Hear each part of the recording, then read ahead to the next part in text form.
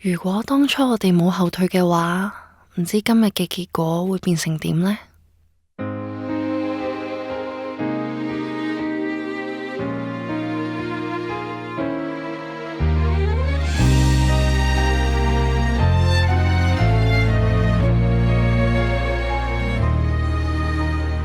圍牆下的這一個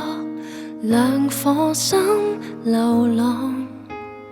就似花蕊待盛放，沒有光怎盛放？虛幻的霧裏，卻衍生太多顧慮，還未能就緒。你若行近無情地去推，忽然想後退，無言的共對，長期壓抑裏放棄繼續伴隨，愛一個人也分錯或對，無辦法直率面對，失眠的夜裏隨時光逝去，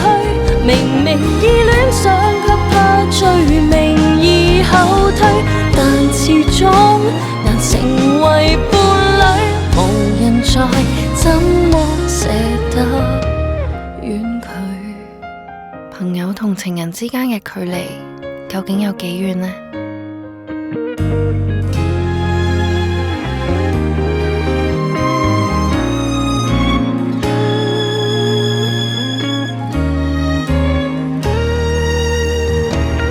然後就想起一句愛本應無罪，若要堅持行下去，哪位懂得面對？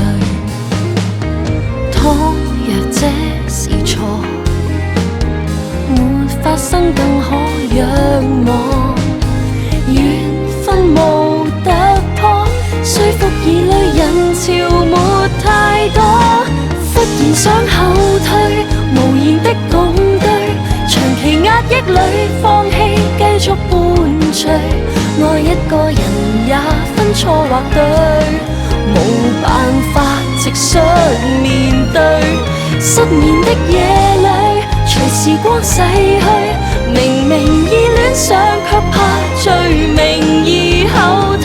但始終難成為伴侶，有一些感覺卻極不退。若這種愛是原罪，沒法可以配對，旁人未會去容許的一對。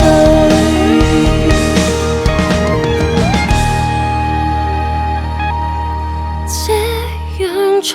可是對，怎跨過這差距？我俯瞰長空，偷偷流乾眼淚，